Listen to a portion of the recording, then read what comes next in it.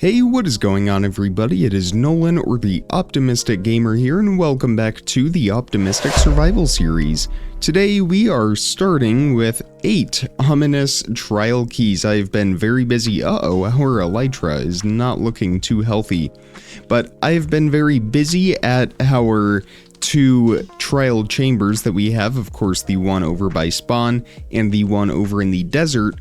But we have gathered just about every ominous vault in both of those locations, which means it is time to find another one. So I have gathered up 6 stacks of emerald, a handful of glass panes, and some compasses. We also have some paper in the ender chest, which I accidentally left one at one of the trial chambers. I think I know where it is, but it is a hassle to get that right now, so we will just grab this one. We can always make a new one later on. And we have plenty of paper inside one of the shulker boxes in there. So we have a trial chamber over in that direction, and we have one way over that way. So I think we will travel south and see if we can find a village in this direction. Alright, there we go. That was way more work than it needed to be, and we are way farther away from home than we probably need to be. But we have ourselves a trial explorer map, and it looks like it is pretty close. So let's fly over here and open some ominous vaults. I think right up here is where our first ominous vault is gonna be.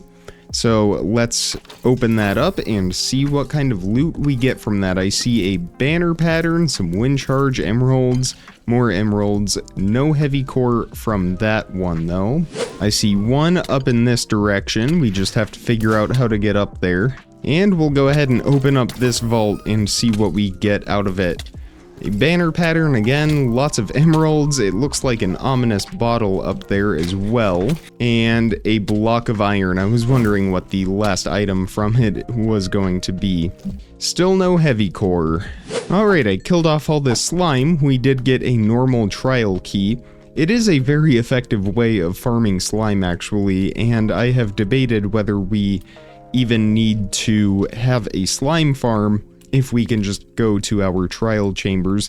There's one trial chamber, the one in the desert. It has maybe 6 slime spawners, if I'm not mistaken. Alright, let's get this ominous vault opened up. We have another banner pattern, some arrows, a golden apple, and that is all from that. This one has an iron block, a cake, and a diamond. I've never seen that kind of loot before. Let's see what we get in here. Maybe the cake is good omen for us. And a diamond chest plate, that is something, I guess, as well as an armor trim. Fire protection 1 on that chest plate. But let's climb up here and open this up. See what we get. We'll fight off some of these slimes here. And no heavy core, but another armor trim, another golden apple. We'll go ahead and eat that. Well, I was really hoping we would run out of keys before vaults, but that doesn't seem to be the case. And I think we have explored all facets of this trial chamber, so we will find yet another village and see if we can get another trial explorer map. And there we go. What biome did we just explore? That kind of startled me as I was flying back trying to find another village. It looks like we have ventured into the deep frozen ocean, or the frozen ocean. I'm not really sure. It must have been the deep frozen ocean. I don't think the icebergs are a biome. But there we go. That is a very, very impressive advancement, if I do say so myself. We have now visited every single biome in the game. There we go. That is a pretty awesome advancement to have. We also have a treasure chest right down here, or a shipwreck, I should say. Maybe it will have a map to a village. It doesn't, but it has a buried treasure map. I will never pass up one of these. They can have excellent loot, unless of course it is way out of the way, in which case we will just throw it into the deep frozen ocean and continue this tedious search for another trial chamber.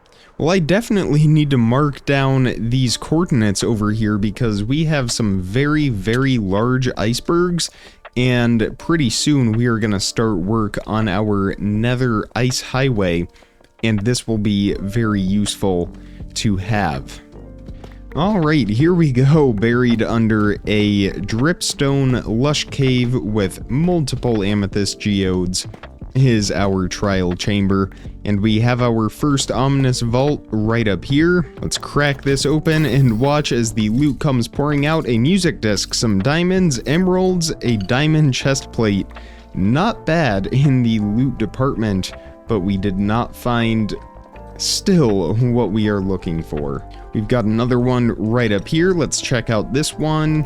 And a lot of wind charge, as well as a diamond block, almost a half stack of wind charge.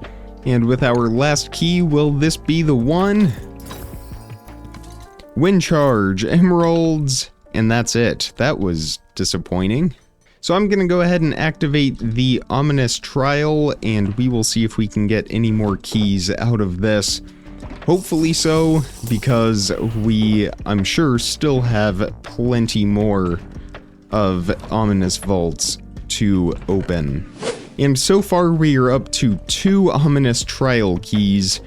We're just gonna go ahead and open this one now just to see what we get.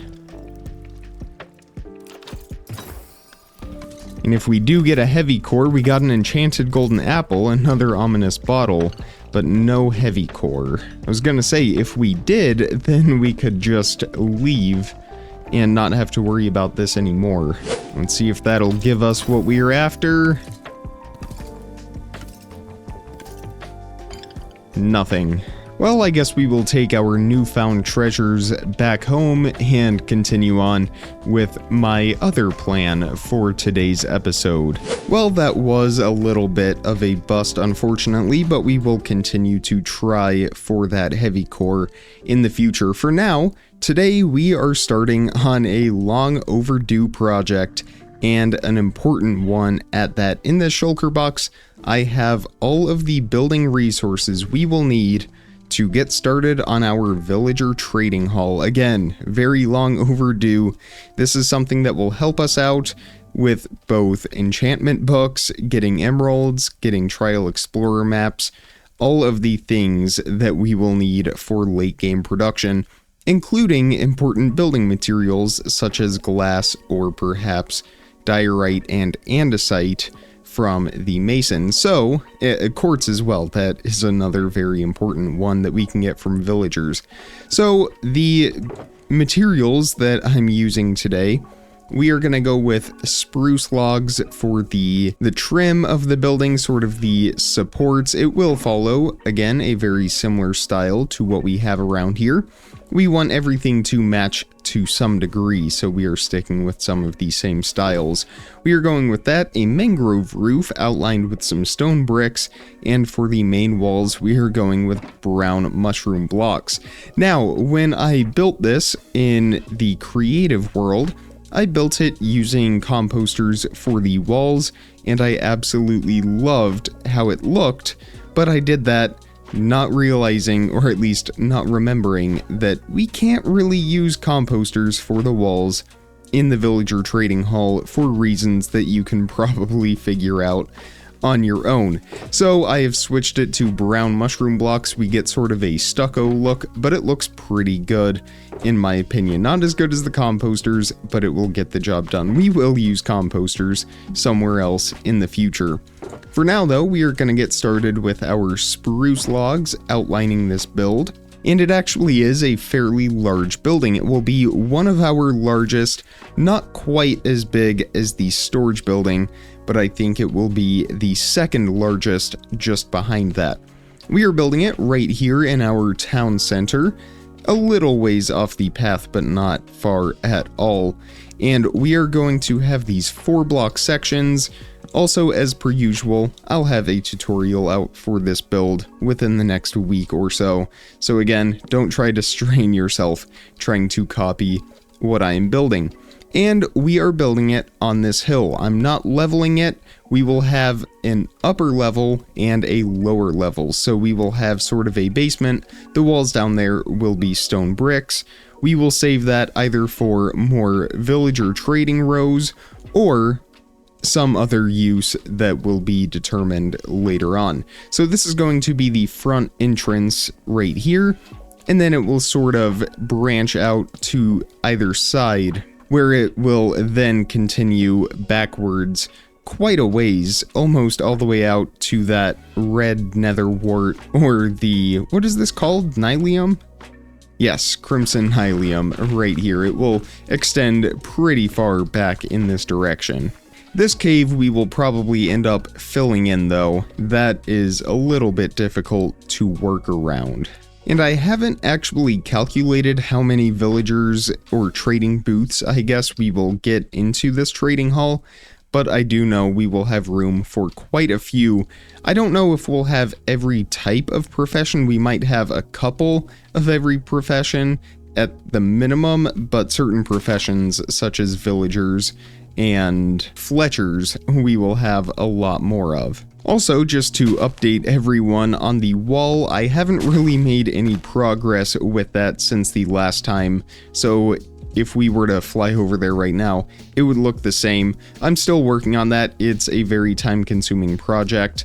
Once it is finished though, we will have a showcase for that. So I'm gonna go grab some dirt and we'll start filling in all of this area right here. And actually, to save on resources, we are just covering it. We're not going to fill it all the way in. We don't have quite enough dirt to where we could do that comfortably. We'll leave that open for now. That is not going to be an issue for us while we work on this trading hall. And I suppose we could go ahead and fill in what looks like a couple creeper holes right over here. So the ground is all leveled out now, the supports have been put into place, and now we can start to raise these up to the level at which the floor will be. And I think what we will do, just for ease of access, is get the first floor walls put into place, and then in this episode we will get our villagers also put into place with their workstations.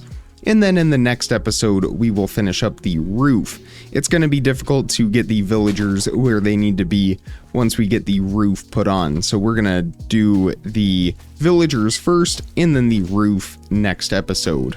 But for now, all of these supports can be raised up, and we are actually going to have logs that go across right here that will sort of act as the supports for the first floor. And then we will also have a couple more logs that just stick out from each of those supports.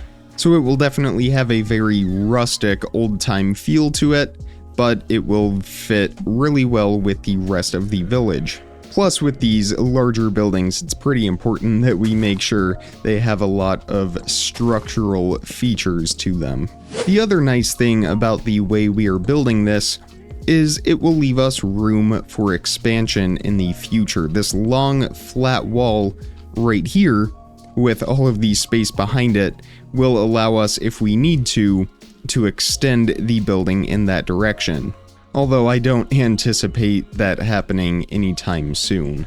So now we're starting to get a pretty good foundation put together for this building. I think we will do the basement walls real quick, and then we will fill in with the brown mushroom blocks and get our windows put into place on the first floor. So again, we are going with stone bricks for the basement walls. This will also match with the roof outline that we will do. And like many of our builds, these walls will be set one block in from the wood pillars. We will go back and texture these walls with, again, all of our different materials that we use for that, but for now, it gives us a pretty neat, clean look. There we go, nothing to it. So now I think we will fill in the floor. We're going with oak planks for that, and we should have just enough oak wood to get that done. We will have to get a tree farm, a permanent tree farm set up going here pretty soon with the amount of building we have coming up. But yeah, it looks like for now we should have enough to fill in this floor. Well, it looks like we are about 1 stack short. That's okay, we will get that a little bit later. Now we can start to fill in our walls. Again, these are going to be brown mushroom blocks. And for the windows, we will have glass panes outlined with some dark oak stairs.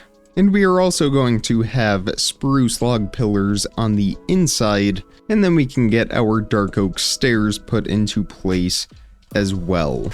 And I would say things are coming together quite nicely for us. We have all of the spruce pillars now raised up to the first floor ceiling height. And now it is time to go through and extend the brown mushroom blocks all the way up. These will go across the top like this, and all of these sections will have 2x2 windows that we will fill in with our glass panes. And there we have it. The first floor walls are pretty much complete, but we are finally going to make use of our surplus of brown wool. If we head right up here to the sheep farm, I guess we don't have to fly up there. We will take the scenic route. Right down here, we should have multiple chestfuls of wool, and I'm sure the wool is backed up all the way through those hoppers. But in here, we can grab out all of the brown wool that we see. I guess that chest is still empty there, but it doesn't seem to be filling up. That one does, however. Uh-oh, we have some pillagers inside of our storage building. That is not good. As long as they don't hurt the animals, that is okay. I don't know where the captain is. Here he is.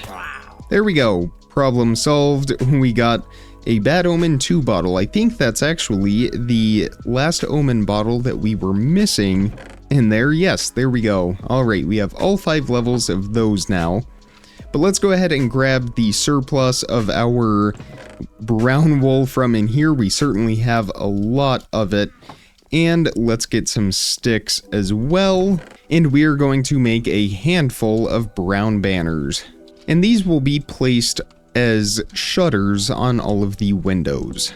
That will help to add a little bit more detail, and our last little bit of detail will be some upside down stairs right above those banners to round off each of these sections. To finish things off, we will do one more outline with our sideways spruce logs. We'll have those extend out on the sides of those pillars.